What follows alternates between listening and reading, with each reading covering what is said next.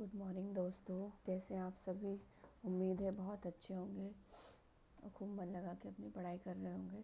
आज हम लोग आपके लिए लेकर आए हैं नदियाँ, पहाड़ियाँ और जो पठार है वो वाला टॉपिक। ये वाली जो वीडियो है इससे आपके 2 से 3 क्वेश्चन पक्के हैं। आप इसको जो दिया हुआ है, जितना दिया हुआ है, अगर आपने उतना भी कर लिया ना तो ये जो एग्ज़ाम है प्री, इसमें 2 से 3 क्वेश्चन आपको देखने को मिलेंगे इन टॉपिक्स। तो इसको बिल्कुल आप ध्यान से पढ़ना है। चलो स्टार्ट करते हैं। हमारा टॉपिक जो है नदियाँ, है ना। तो नदियाँ जो है हमको देखना है। सबसे पहले हमको पता होना चाहिए ये जो है हमारा एमपी का जो है मैप है ना। इसके अंदर नदियाँ दी हुई है, नदियों से रिलेटेड मैप है ये, है ना। यहाँ पर आप देख सकते हैं ये नर्मदा नदी है, इधर सोन, टोंस, ये सभी नदियाँ जो है यहाँ पे दे रखी है। उसके बाद में हम यहाँ पे आगे देखते हैं। थोड़ा सा ये भी हमको आइडिया होना चाहिए कि किस एरिया में जो है हमारा पहाड़ी क्षेत्र है ना। तो ये आपकी विंध्याचल है, श्रेणी है पूरी। उसके बाद ये सतपुड़ा श्रेणी है। नदियों की बात करें ना हम, तो हमारे यहाँ पर सबसे बड़ी नदी जो है मध्य प्रदेश की वो नर्मदा नदी है, जिसकी लंबाई कितनी है 13-12 किलोमीटर। इसको क्या बोलते हैं, शिवपुत्री और रेवा के नाम से भी जाना जाता है ना। हमारे एमपी में एक जिला भी है रीवा, जिसका नाम इसी के नाम पर पड़ा है, ठीक है। उसके बाद सेकंड नंबर पर आती है हमारी चंबल नदी, ये, ठीक है, जिसकी लंबाई कितनी है 965 किलोमीटर। इसके अन्य नाम क्या है, कामधेनु,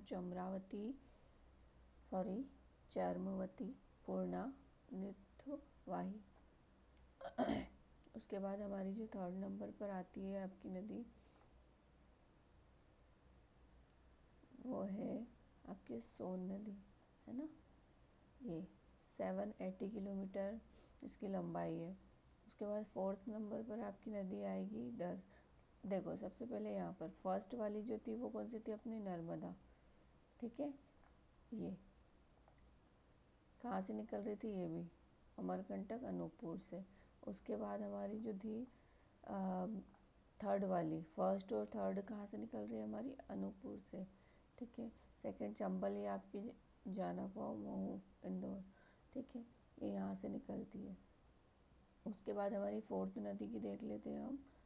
ये है हमारी फोर्थ नदी ताप्ती नदी, जिसकी लंबाई कितनी है 724 किलोमीटर। ये चौथी नदी हो गई। उसके बाद पांचवी आपकी है बेतवा, जिसकी लंबाई है 590 किलोमीटर और इसका अन्य नाम जो है वो क्या है, वेत्रवती। क्या बोलते हैं इसको, वेत्रवती के नाम से भी इसको जाना जाता है, वेत्रवती।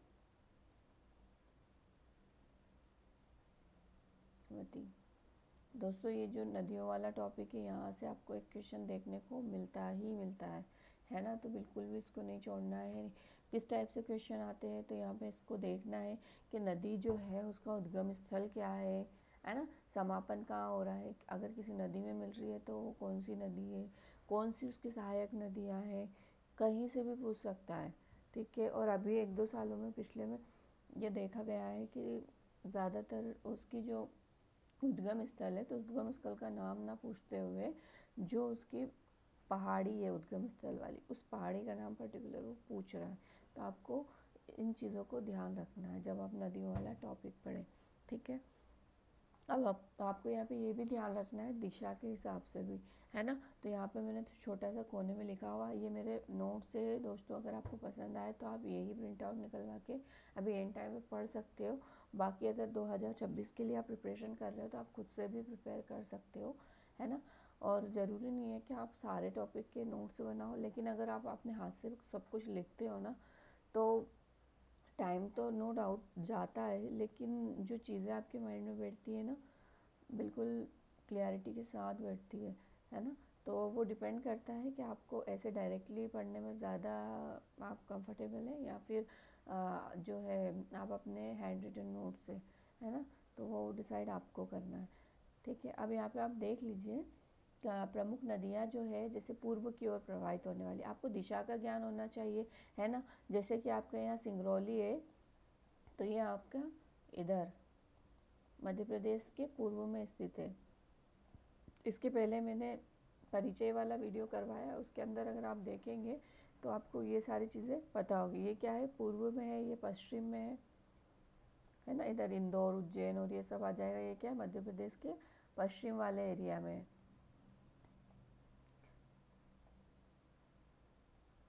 इधर आपका उत्तर आ जाएगा। कौन सी दिशा आ जाएगी, उत्तर दिशा। इधर आ जाएगी आपकी दक्षिण, है ना। तो ये 4 दिशाएं हो गई हमारी। मेन अभी इसी पे फोकस करना है हमको, बाकी कितनी दिशाएं होती है क्या नहीं होती अभी हमको उसको बारे में नहीं सोचना है। बस इतना सोचना है कि ये 4 दिशाएं, पूर्व से पश्चिम, उत्तर से दक्षिण, नॉर्मल, है ना। तो इस परिप्रेक्ष्य में हम नदियों को देख लेंगे कि हमारे मध्य प्रदेश से जो नदियाँ हैं वो, उसमें से पूर्व की ओर कितनी नदियाँ प्रवाहित हो रही है, पश्चिम की ओर कितनी हो रही है ना, और उत्तर की ओर कितनी हो रही है और दक्षिण की ओर कितनी हो रही है। तो पूर्व की ओर प्रवाहित होने वाली नदियों में अगर आप देखेंगे तो सोन, जोहिला और महानदी है, ठीक है। दक्षिण की ओर देखेंगे तो आपको मिलेगी वेनगंगा, ठीक है, वर्धा, वेनगंगा, वर्धा, प्राणहिता, कानन, है ना। ये खान नदी नहीं है, ये कानन नदी है, ओके। उसके बाद है पेंच, और ये वेनगंगा बता ही दिया है मैंने। अब पश्चिम की ओर देखें तो पश्चिम की ओर 3 नदियाँ याद रखना है आपको। सबसे बड़ी नर्मदा, और ये 4th बड़ी नदी है आपकी ताप्ती, और एक है माही। ये तीनों ही इम्पोर्टेंट नदियाँ हैं। उसके बाद उत्तर की ओर देखें तो आपकी चंबल हो जाएगी, काली सिंध, पार्वती, सिंध, बेतवा, केन और टोस, ठीक है। तो ये सारी जो नदियाँ हैं दिशा के हिसाब से मैंने आपको बता दिया है। उसमें ये आपको एक और चीज़ ध्यान रखना है, नदियों का मायका क्यों बोलते हैं हमारे मध्य प्रदेश को, क्योंकि सर्वाधिक नदियों का जो उद्गम है वो हमारे मध्य प्रदेश से हो रहा है। और सर्वाधिक में भी जो आपकी विंध्याचल श्रेणी है पूरी की पूरी है ना, इससे आपकी ज़्यादातर ये देखा गया है कि नदियाँ उद्गमित हुई है, ठीक है। इसीलिए इसको क्या बोलते हैं, नदियों का मायका, ठीक है। उसके बाद हम आगे बात करते हैं, थोड़ा इसके डीप में देख लेते हैं कि नदी का उद्गम कहाँ से हो रहा है ना, कितनी लंबाई है इसकी, क्या इम्पोर्टेंट फैक्ट है इसके बारे में। तो मैंने कुछ अपने हिसाब से ये शॉर्ट किया हुआ था। जैसे ये आपके नदियाँ आ जाएगी इधर, इनकी लंबाई कितनी है, मध्य प्रदेश में कितना बह रही है, जो मेन नदियाँ हैं उसका, इनका उद्गम कहाँ से हो रहा है ना, सहायक नदियाँ कौन सी है, समापन या मुहाना कहाँ पर बना रही है, जलप्रपात कौन कौन से इसके ऊपर स्थित है, और ये किन किन राज्यों में प्रवाहित हो रही है ना। तो मैं भी यहाँ से भी क्वेश्चन बन जाए कि कितने राज्यों में प्रवाहित हो रही है, और अगर आप पहले से प्रिपेयर रहेंगे तो ईजीली इसका आंसर कर पाएंगे। मैंने बहुत कोशिश की है इसको बहुत छोटा करने की। अगर आप पढ़ेंगे तो टॉपिक बहुत बड़े बड़े हैं, लेकिन मैंने इसको बहुत सिंपली और शॉर्ट तरीके से किया है। जो एग्ज़ाम पॉइंट ऑफ व्यू से मेन पॉइंट्स थे उन्हीं को मैंने यहाँ पर इंक्लूड किया है, ठीक है। तो कंटिन्यू आप बने रहिए, और अगर वीडियो पसंद आता है तो प्लीज़ लाइक, शेयर, सब्सक्राइब कीजिए, ठीक है। हम देखते हैं नर्मदा नदी, जो कि हमारे मध्य प्रदेश की सबसे बड़ी नदी है ना। क्या करती है, कंदराएँ बनाती है ना, ब्रज घाटियों का निर्माण करती है। उसके बाद यहाँ पे देखेंगे इसकी लंबाई कितनी है। टोटल लंबाई की बात करें तो वो कितनी है, 13-12। सिंपली आपको याद रखना है, जैसे हम नंबर्स बोलते हैं ना कि 12-13, तो हमको इसमें ये इतना सा याद रख लेना कि हमारे नंबर्स में 13 पहले आता है और 12 बाद में आता है, ठीक है। 13-12 किलोमीटर, तो आपकी ये नर्मदा की लंबाई जो है यहीं पर याद हो गई, ठीक। और मध्य प्रदेश में अगर स्पेशली पूछता है कि नर्मदा मध्य प्रदेश में कितने किलोमीटर बहती है, तो आपको याद होना चाहिए 1077, ठीक है, 1077 किलोमीटर। उद्गम कहाँ से होता है इसका, अमरकंटक पहाड़ी से होता है, जो कि मेकर श्रेणी, अनूपपुर। अब ये कहाँ पर है, तो ये चीज़ें हैं आपकी यहाँ पर। एक मिनट में इसको क्लीन कर देती हूँ थोड़ा। यहाँ पे आपको याद रखना है, बार बार इस जगह से क्वेश्चन आते हैं आपके। जो अमरकंटक है ना, अनूपपुर है, कहाँ पर है, ये मेकल श्रेणी का हिस्सा। और मेकल जो है वो किसका भाग है, सॉरी, मेकल जो है ये किसका भाग है, सतपुड़ा का। ये जो सतपुड़ा है इसका भाग है ये मेकल, है ना। तो यहीं से आपकी जो है नदियाँ कौन सी, नर्मदा, आपकी नर्मदा हो गई।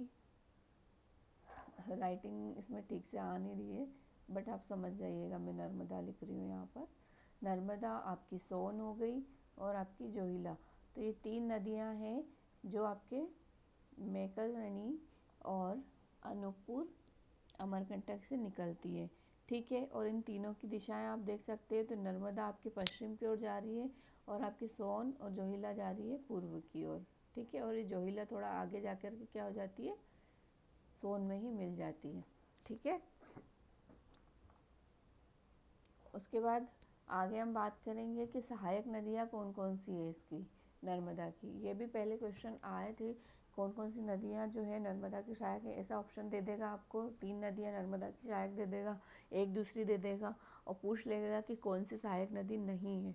ठीक है, तो कंफ्यूज नहीं होना है, ये चीज़ें हमको पहले से पढ़ के जाना और ये क्वेश्चन हमारे गलत नहीं होना चाहिए। ठीक है, 20% के पीछे नहीं भागना है, पहले भी मैंने बताया। आपके सिलेबस में से आप 80% सिलेबस आप सिलेक्ट कीजिए, है ना, जहाँ से आपके मतलब 20% सिलेबस आपका ऐसा है, सॉरी, मतलब 100 में से 20 और 80 और 20 का रेशो चलता है कि 20% जो सिलेबस है उसमें से 80% क्वेश्चन आते हैं और 80% सिलेबस ऐसा है जिसमें से सिर्फ 20% क्वेश्चन आते हैं। तो हमको उस 20% क्वेश्चन के लिए नहीं भागना है, आते हैं वो सबके गलत होंगे। आपको किसके पीछे भागना है, जो सब सही करने वाले हैं, तो आपका वो गलत बिल्कुल नहीं होना चाहिए। ठीक है, अब यहाँ पर नर्मदा की जो सहायक नदी है वो कितनी है, लगभग 41 वाली है। इसमें बाएं से जो मिलती है ना, वो कितनी है 22, और दाएं से कितनी मिलती है आपकी 19, है ना। मैं इसको थोड़ा जूम कर दूँ, शायद आपको नहीं दिख रहा हो ये। ठीक है, आप ठीक है ना, ये हो गया। तो ये जो मैंने ऊपर जो लिखा हुआ है ये बाएं से मिलने वाली है, थावर, बंजर, शेर, शक्कर, तवा, सुक्ता, कुंडा, गोई, है ना। तो इनको याद रखने के लिए आप अपनी ट्रिक बना सकते हैं जिससे आप नहीं भूलेंगे, या फिर कनेक्ट करके पढ़ेंगे तो हमेशा के लिए छप जाएगा। और अगर ऐसे सिंपली पढ़ के छोड़ देंगे तो आज कल 1 से 2 दिन 3 दिन में वो वापस चीज़ें क्या हो जाएंगी आपकी, वहीं की वहीं ज़ीरो हो जाएंगी, आप भूल जाएंगे, है ना, अगर आपने रिवाइज़ नहीं किया है तो। या तो आप उसको कनेक्ट कर लीजिए, ट्रिक बना लीजिए, कुछ भी कर लीजिए और बार बार उसको रिवाइज़ करेंगे ना तो चीज़ें याद हो जाएंगी। उसके बाद दाएँ, दाएँ से कितनी नदियाँ मिल रही है, यहाँ पे आपका लिखा हुआ 19, लेकिन इसमें से जो मेन है वही यहाँ पे लिखी हुई है, हिरन है, बारना, कोलार, मान और हथिनी। क्या लिखा हुआ है, ये हथिनी। तो ये इसकी सहायक नदियाँ हो गई। उसके बाद कहाँ पे इसका समापन होता है, तो ये जो है कहाँ जाती है, ये इधर आगे जाके कहाँ मिल जाती है, ये खंबात की खाड़ी में। ठीक है, गुजरात से होते हुए।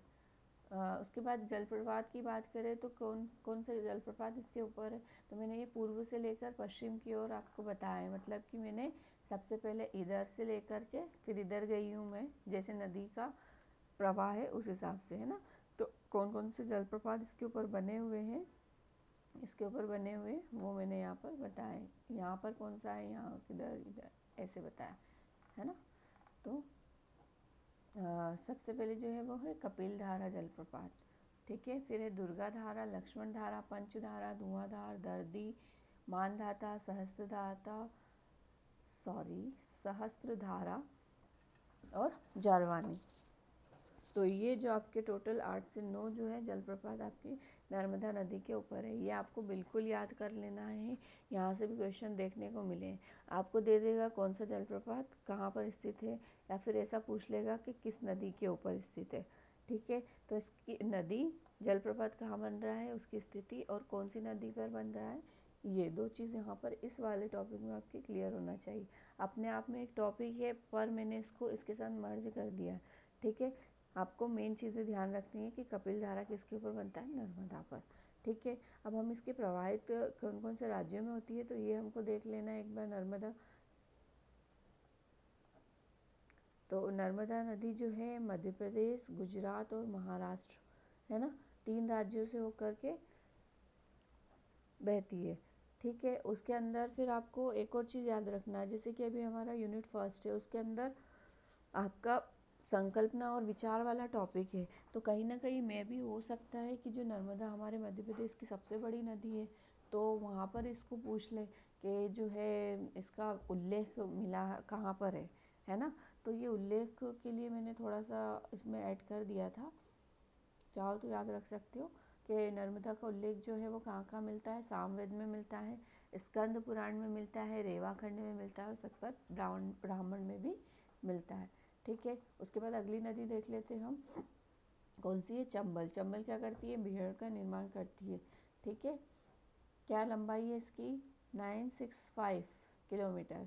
ठीक है, कहाँ से निकलती है? जाना पाओ पहाड़ी, महू, इंदौर। अब ये जाना पाओ पहाड़ी, महू, इंदौर कहाँ है? इंदौर कहाँ है आपका?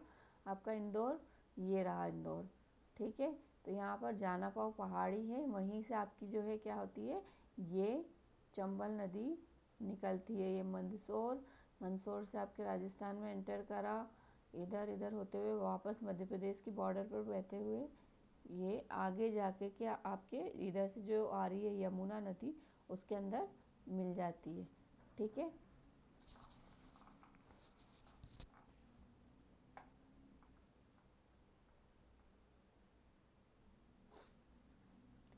ये हो गया। उसके बाद इसकी सहायक नदियाँ कौन कौन सी है? तो सहायक नदियाँ इसकी सिमना है, शिप्रा है, काली सिंध है, पार्वती है, बनास है, सीप, कूनो। कहाँ मिलती है? यमुना इटावा यूपी में, बताया था अभी मैंने। उसके बाद गांधी सागर बांध है इसके ऊपर, गांधी, राणा, जवाहर। ठीक है, ये तीनों यहाँ इसके ऊपर स्थित है। ये सबसे पहला बांध है हमारे मध्य प्रदेश का। ठीक है, कहाँ पर है? मंदसौर एमपी में। ये राणा सागर चित्तौड़गढ़ राजस्थान, जवाहर सागर कहाँ है? कोटा राजस्थान में। ठीक है, उसके बाद राजस्थान में भी इसके ऊपर ये बने हुए हैं। ठीक है, चूलिया जलप्रपात है इसके, कहाँ पर? राजस्थान में।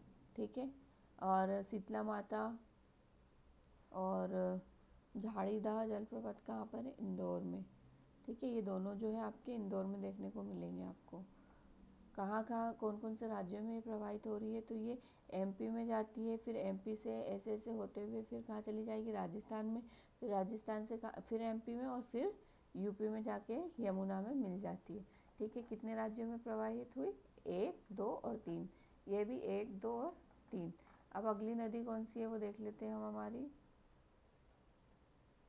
चंबल हो गई तीसरी। ये जो मैंने लिखा हुआ है ये इनकी रैंकिंग के हिसाब से लिखा हुआ है। सबसे बड़ी नदी कौन सी है? नर्मदा, चंबल दूसरे नंबर पर, फिर तीसरे पे सोन है, चौथे पे ताप्ती है, पांचवे पे बेतवा। 5 नदियों का क्रम आपको याद रखना है। हो सकता है यहाँ से क्वेश्चन पूछ ले कि नदियाँ दे दे आपको उल्टी पुल्टी रख करके और बोल दे कि इनको सही, इनकी लंबाई के हिसाब से इनको सही क्रम में व्यवस्थित कीजिए। ऐसा क्वेश्चन भी बन सकता है, तो ये चीज़ भी आपको ध्यान रख के चलना है ना। तो तीसरी जो नदी है हमारी वो कौन सी है? सोन नदी। उद्गम मैंने आपको बताया था अमरकंटक, अनूपपुर, मेकल से होता है। ठीक है, कहाँ पर है ये? पूर्व में यहाँ। ठीक है ना, ये चीज़ हमको नहीं भूलना है। अगर आप ये सुबह पढ़ा है टॉपिक तो शाम को ज़रूर रिवाइज़ करें, उसके बाद नेक्स्ट डे मॉर्निंग में ज़रूर रिवाइज़ करें। आप कभी नहीं भूलोगे दोस्तों, ये मेरी गारंटी है। हमेशा के लिए आपको याद हो जाने वाली है चीज़ें। और ये पीएससी है, बहुत बड़ा सिलेबस है। ऐसा नहीं है कि हमको ये आज ये टॉपिक पढ़ा, ठीक है पढ़ लिया और छोड़ दो। नहीं, इसको ऐसा पढ़ो कि इसको दोबारा आपको देखने की ज़रूरत ना पड़े। सिर्फ करना है तो क्या करना है? हमको उसका रिवीजन करना है और हमको सारी चीज़ें जो है रिकॉल हो जाए। ठीक, उसके बाद हम देखते हैं अपनी अगली नदी सोन। बता दिया मैंने इसका उद्गम स्थल आपको, इसकी लंबाई 780 किलोमीटर है ना। उद्गम स्थल बता दिया। समापन कहाँ होता है? तो ये जो है गंगा में मिल जाती है। कहाँ मिल जाती है? गंगा में मिल जाती है। मैंने यहाँ लिखा नहीं, ये आपको याद रखना है, कहाँ मिल जाती है? गंगा में।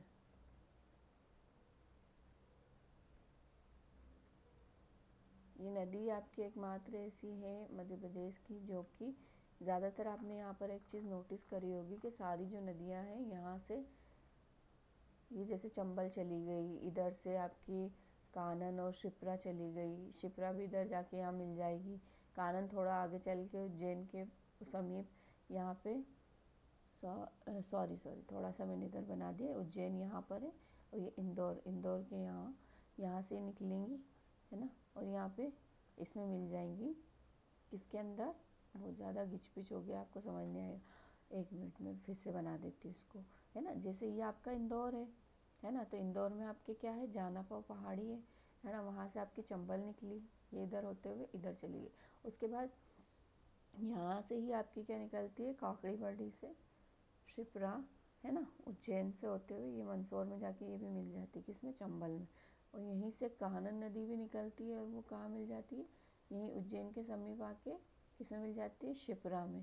ठीक है, तो ये आपकी 3 नदियाँ हो गई, कौन कौन सी, ये आपकी चंबल हो गई, ये खान नदी, और ये आपकी शिप्रा। तो ये कहाँ जा रही है, ये इधर, है ना। और यहाँ से आ रही है आपकी यमुना, तो ये यमुना में मिल जाएगी। आपके इधर से सिंध नदी, ये यमुना में मिल जाएंगी, बेतवा मिल जाएंगी, है ना, वेत्रवती भी बोलते हैं इसको। उसके बाद ये केन नदी भी मिल जाएगी। अभी आपको एक यहाँ पे याद रखना है, केन बेतवा लिंक परियोजना है, इसके बारे में भी आपको बताने वाली हूँ अपडेटेड। तो ये भी कहाँ मिल जाती है, आपके यमुना में। लेकिन आपकी ये जो है सोन और जोहिला, है ना, तो जोहिला भी यहीं से निकलती है, लेकिन वो यहीं थोड़ा सा आगे चल के ही क्या होती है, सोन में मिल जाएगी जोहिला। और सोन जो है वो आपके कंटिन्यू आगे जाएगी यूपी बिहार, और फिर वहाँ जा कर के गंगा नदी में मिलती है। ठीक है, तो ये पॉइंट आपको स्पेशली याद रखना है कि ऐसा क्वेश्चन आ सकता है कि ऐसी कौन सी नदी है जो यमुना में नहीं मिलती है, या यमुना की सहायक नहीं है, यमुना बेसिन की नहीं है। 2 से 3 पॉइंट मैंने यहाँ पे आपको बता दिए। ठीक है, तो ये सारी नदियाँ जो है किसकी हो गई, यमुना में मिल रही है, मतलब किसकी हो गई, ये गंगा बेसिन की, क्योंकि जो ये यमुना में मिलेंगी और यमुना किस में मिल जाएगी, गंगा में। ठीक है, ये जैसे ये यमुना नदी आपकी इधर से आई, है ना, ये तो ये सब की सब जो है, ये जैसे ये गई, ये इधर से यहाँ पे देख लो आप अच्छे से, है ना, यमुना में मिली, काली सिंध, और यहाँ पे शिप्रा मैंने बताया ही था आपको, शिप्रा मिल जाती है इधर। उसके बाद ये पार्वती डायरेक्ट इसमें मिल रही है ना, चंबल में, किसी में नहीं मिलती, और डायरेक्ट किस में मिलती है, चंबल में। सिंध चंबल में गई, बेतवा, है ना, ये आपकी केन हो जाएगी, टोंस, सोन, ये सब जो है। तो ये यहाँ पे आपने देखना, सोन भी आगे जाके, सॉरी, सोन जो है वो मैंने बता ही दिया है कि गंगा में मिलती है। तो ये सारी नदियाँ हैं जो किस में मिल रही है, चंबल में और यमुना में। और वो यमुना जो है एंड में जाके किससे मिल जाएगी, गंगा से। तो ये किसकी हुई, किस अपवाह तंत्र की हुई, ये गंगा अपवाह तंत्र की हुई। ठीक है, उसके बाद ये नीचे वाली जो है ताप्ती को अगर छोड़ दिया जाए तो ये इधर नीचे वाली मैं अभी आगे बताऊंगी आपको, फिर कंफ्यूज हो जाओगे नहीं तो। ठीक है, क्या कर रहे थे हम, सोन नदी पढ़ रहे थे ना। तो इसकी जो सोन की जो सहायक है वो कौन कौन सी है, जोहिला है, रिहंद है, गोपद, कान्हेर और जरवाही, बनास, ये सारी जो है सोन की नदियाँ, सहायक नदियाँ हैं। दीनापुर पहाड़ी पटना बिहार में, किस में मिल जाती है, गंगा में, जैसा मैं आपको बता चुकी हूँ। तो परियोजना यहाँ पर कौन सी है, बाणसागर परियोजना। इसको याद रखने के लिए राम जी ने जो है, ये याद रख सकते हो कि जो राम जी हैं उन्होंने सोने का बाण चलाया था, किसका बाण चलाया था, सोने का, सोन से सोना याद रख लेना, और बाण, है ना, चलाया था किसके ऊपर, हिरण के ऊपर, कहाँ पर, सागर में। ठीक है, तो बाणसागर परियोजना आपकी हो जाएगी सोन नदी पे। इसको ये बार बार आती है इसलिए इसको याद रख लेना। सोन भी कितने राज्यों में बह रही है, मध्य प्रदेश, यूपी और बिहार, 3 राज्यों में। ठीक है,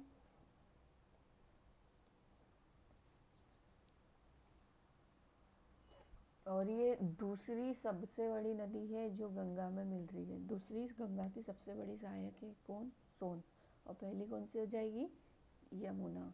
ठीक है, जो इतनी सारी की सारी लगभग देखा जाए तो 80% नदियों का जल जो है अपने अंदर लेकर के किस में मिलती है, यमुना, और यमुना सॉरी चंबल, और चंबल यमुना में, और यमुना जो है गंगा में। मतलब कि सबसे बड़ी गंगा की सहायक कौन, यमुना, और सेकंड कौन हो जाएगी आपकी, सोन। ठीक है, ये कुछ चीज़ें हैं बेसिक सी जो आपको ध्यान रखना है।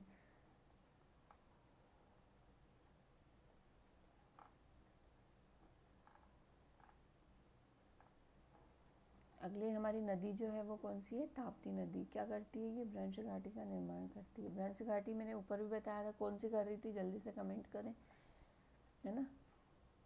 क्या लंबाई इसकी, 724 किलोमीटर। कहाँ से निकल रही है, सतपुड़ा सरणी मुल्ताई बैतूल से, ठीक है।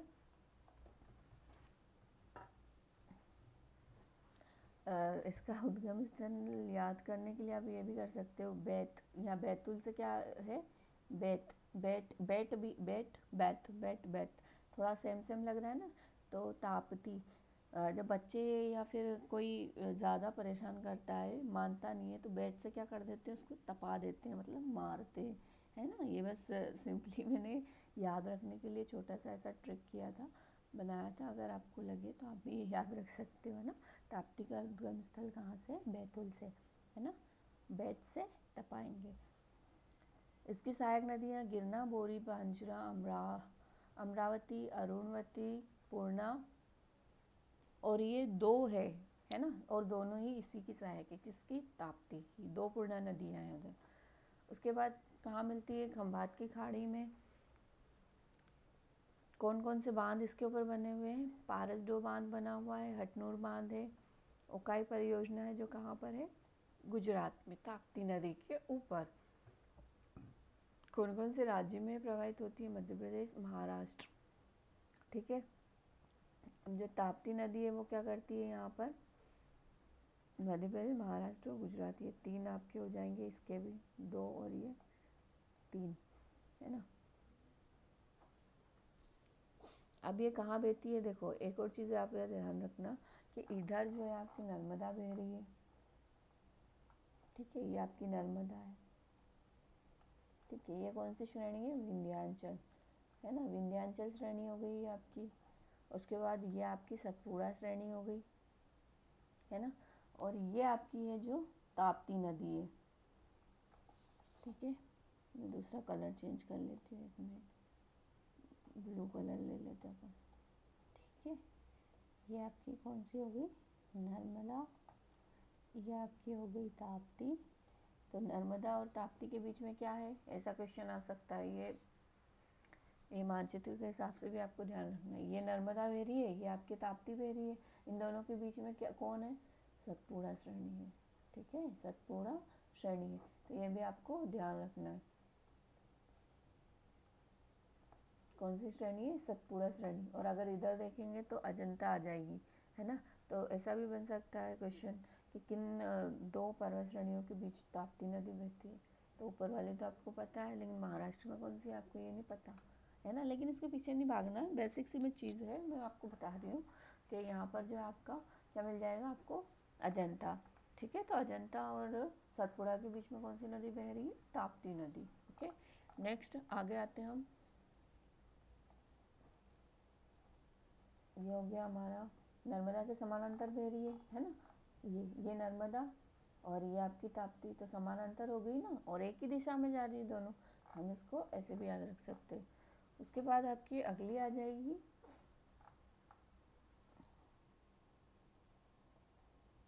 पांचवी सबसे बड़ी नदी आपकी कौन सी है, बेतवा, है ना। बेतवा जो है 590 किलोमीटर इसकी लंबाई है, ठीक है। मध्य प्रदेश में कितनी है, 232 किलोमीटर। कहाँ से निकल रही है, तो कुम्हार गांव रायसेन से, ठीक है। और ये कहाँ है, विंध्य पर्वतमाला, है ना, विंध्य पर्वतमाला का हिस्सा है, इसका हिस्सा है। और कहाँ से निकल रही है, रायसेन से, ठीक है। ये बेतवा आपकी रायसेन से निकलेगी, ये इधर जाएगी और फिर कहाँ मिल जाएगी, यमुना में, ठीक है। 590 किलोमीटर। अब मध्य प्रदेश में कितनी बह रही है, हो सकता है यहाँ से भी बन जाए क्वेश्चन। वैसे तो कम आते हैं, लेकिन जो मेन लंबाई है वो तो आपको पता होनी चाहिए, क्योंकि है ना, पैर बनाने के लिए भी आ जाता है। लंबाई दे देते हैं वो नदियों की, और आपको जो है नदी का नाम दे देते हैं, और उसको फिर आपको सही जोड़ी बनाना देता है, ठीक है। या फिर वो एक 3 आपको सही जमा के दे देंगे और एक कुछ गलत दे देंगे और बोल देंगे कौन सा गलत सम्मिलित है। तो जब आपको लंबाई के बारे में नॉलेज होगा तो आप वो क्वेश्चन सही कर पाएंगे, ठीक है, ये हो गया, बता दिया मैंने। उसके बाद इसकी सहायक नदियाँ कौन कौन सी है? बेतवा की, बेतवा को बहुत अच्छे से पढ़ना है क्योंकि केन बेतवा लिंक परियोजना अभी बहुत चल रही है ना, तो हो सकता है इससे क्वेश्चन आ जाए। तो बेतवा की लंबाई आपको पता होना चाहिए, है ना, क्या है 590 किलोमीटर पूरी, और एमपी में कितना 232, टू के बाद क्या आता है 3, लेकिन फिर क्या आ जाता है 2, 3 2, है ना, 2 3 2, ये याद रखना है। फिर विंध्य पर्वतमाला से हो गया कुमारगांव रायसेन हो गया हमारा। फिर सहायक नदियाँ कौन कौन सी है? 3 दे देगा, बीना धसान जामनी, है ना। और फिर आगे हम बात करेंगे कहाँ मिलती है ये? यमुना नदी में मिलती है, हमीरपुर में। भालकुंड राहतगढ़ जलप्रपात जो है, भालकुंड और राहतगढ़ एक ही है, अलग अलग नहीं है ये, ठीक है। एक अन्य नाम आप बोल सकते हो राहतगढ़ का, क्या है? भालकुंड जलप्रपात बेतवा पर है, ये क्या है? बीना नदी पर स्थित है। और बीना कौन है? बीना कौन है? बेतवा नदी पर नहीं, सॉरी, बीना नदी पर स्थित है। और बीना कौन है? बेतवा की सहायक है। तो इनडायरेक्टली ये जो भालकुंड या राहतगढ़ जलप्रपात है वो किससे कनेक्टेड है? बेतवा से।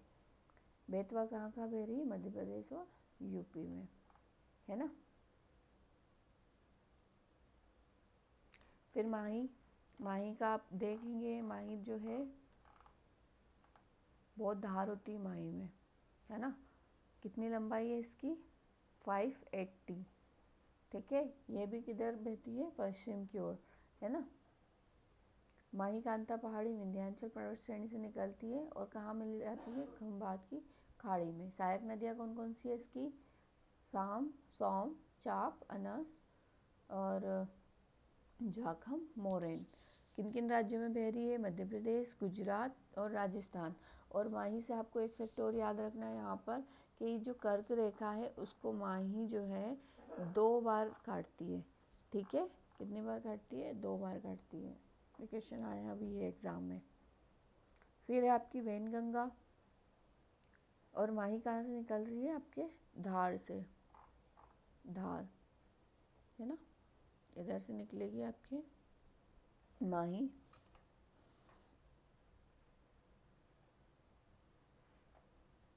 यहाँ से, है ना, और इधर ही आपकी क्या आ जाती है? कर्क रेखा आ जाती है, ठीक है। सॉरी, ठीक से सीधी लाइन बन नहीं रही है। कर्क रेखा वैसे पढ़ेंगे हम, है ना। तो ये जो कर्क रेखा है इसको ये माही नदी जो है कितनी बार काटती है? 2 बार।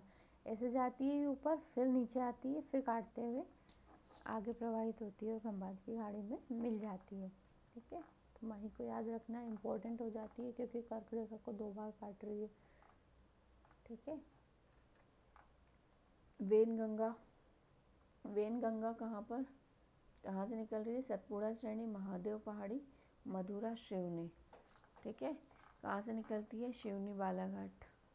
कहाँ आ गया ये बालाघाट? ये शिवनी हमारा, तो यहाँ से हमारी निकलती है ना वेनगंगा। ये वेनगंगा है ना, ये तो वर्धा है, ये वर्धा है।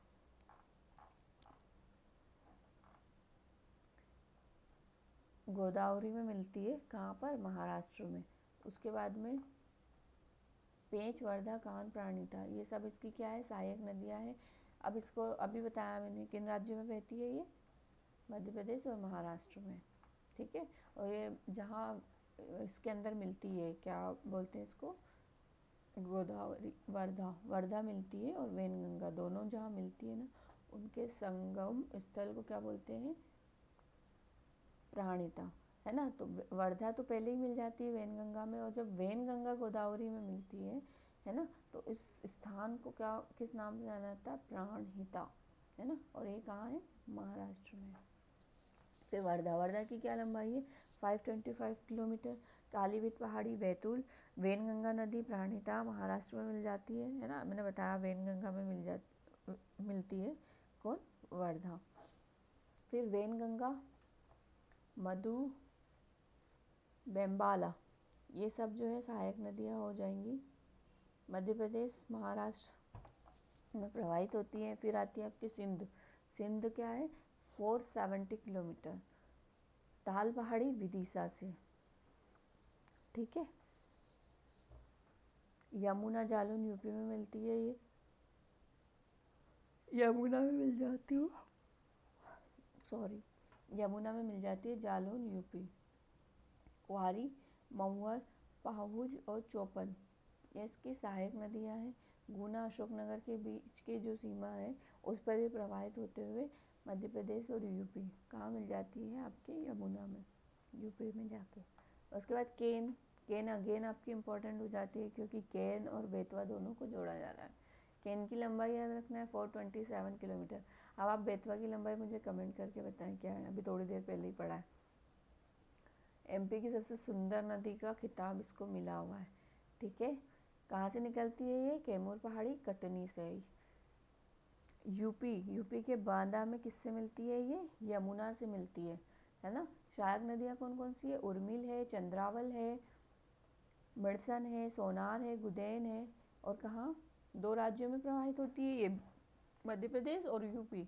उसके बाद पेंच है 197 किलोमीटर, जन्नारदेव पहाड़ छिंदवाड़ा से निकलती है। कानन नदी इसकी सहायक नदी है, ठीक है। कुल बहरा बौदरी है ना,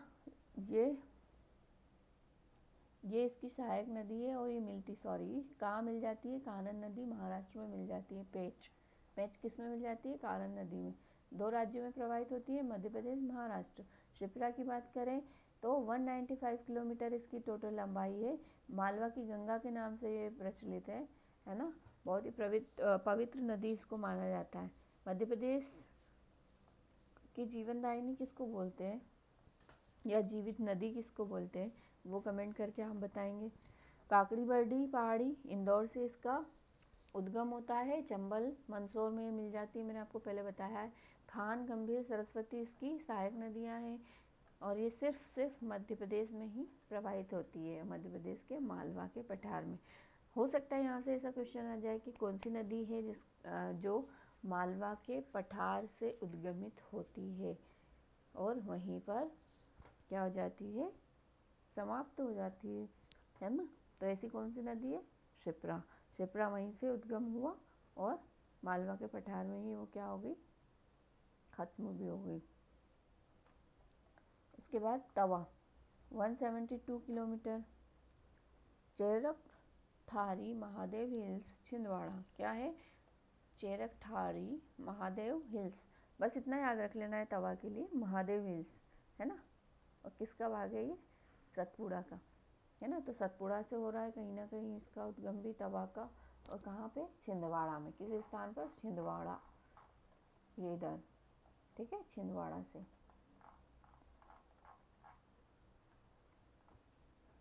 नर्मदा, बांद्राभान नर्मदापुरम है ना। तो ये जो है किसकी सहायक नदी हो जाएगी, तवा, नर्मदा की, नर्मदा में मिल जाती है। देनवा इसकी सहायक नदी है और इसको क्या बोलते हैं, जो है ये नर्मदा की सबसे बड़ी सहायक नदी है, कौन सी, तवा। टोंस, अगली नदी आती है हमारी टोंस या तमस, 150 किलोमीटर है, कैमूर पर्वत, तमसा कुंड, सतना, कहाँ से निकलती है, सतना से। गंगा प्रयागराज यूपी, मतलब गंगा नदी में मिलती है, कहाँ पर, प्रयागराज यूपी में। कौन, टोंस, इसको भी याद रखना है। टोंस है, एक मैंने पहले बताया था कि सोन है जो डायरेक्ट इसमें मिलती है गंगा में, ना कि यमुना में। टोंस जो है ये भी बीहड़ महाना टोंस जो है इसकी जो सहायक नदी है वो है बीहड़, महाना, बैलन, पूर्वा जलप्रपात इसके ऊपर स्थित है ना। ये 3 इसकी सहायक नदियाँ हो गई।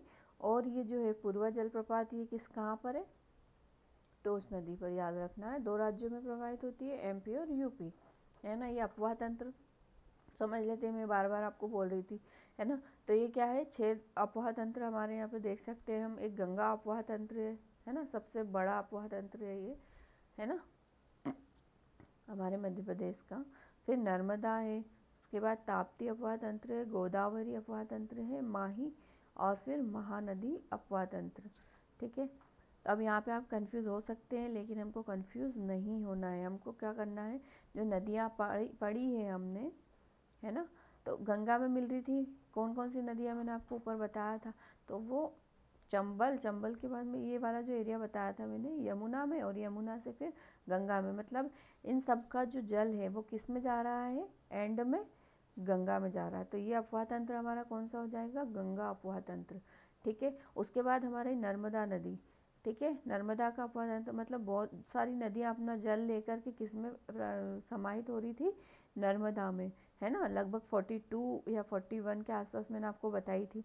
तो वो सारा जो जल लेकर कौन निकल गया, नर्मदा। तो ये एक अपवाह तंत्र ये हो गया हमारा नर्मदा। ठीक है, फिर आपकी आ जाएगी इधर, ये महाराष्ट्र की तरफ जो नदियाँ बह रही है वो ये किस में जाके मिल जाती है आपकी, यहाँ पर आप देखेंगे गोदावरी में, है ना। तो गोदावरी आपके दक्षिण भारत का सबसे बड़ा अपवाह तंत्र। गोदावरी नदी में वो जो नदियाँ हमारी दक्षिण की तरफ प्रवाहित हो रही थी वो किस में मिलती है, गोदावरी में।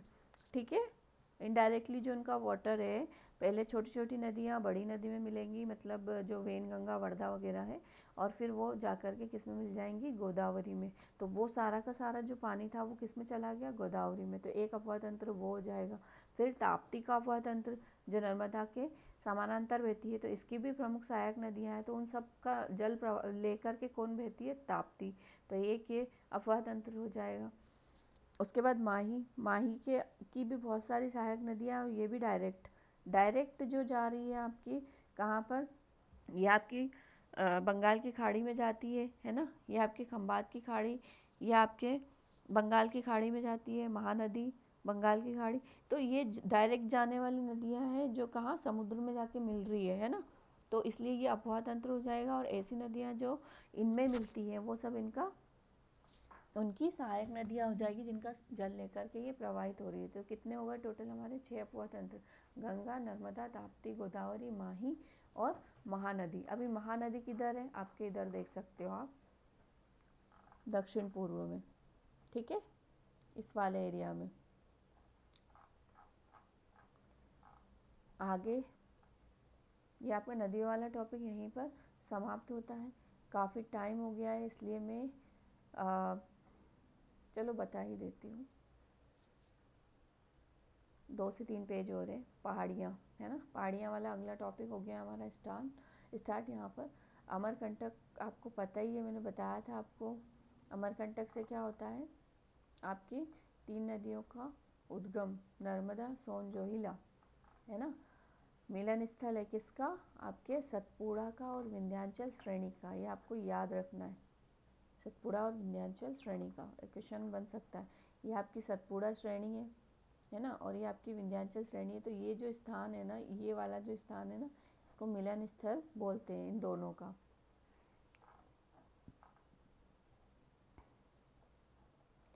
विंध्य स्कार्पलैंड भी पूछा था, है ना। तो वो इसमें बुंदेलखंड वाले एरिया में स्थित है आपका विंध्य स्कार्पलैंड।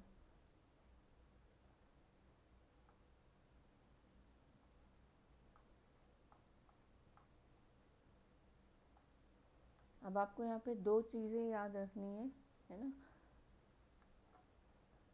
पहले अगर आप पठार जानते होंगे तो आप ये चीज़ अच्छे से कर लेंगे, है ना।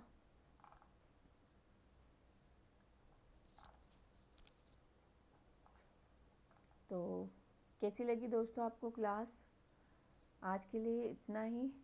कल हम लोग पठार वाला टॉपिक करेंगे और आपके पहाड़ियाँ वाला टॉपिक करेंगे, क्योंकि क्लास बड़ी लंबी हो रही थी, इसलिए मैंने आप यहीं पर मुझे समाप्त करना पड़ा।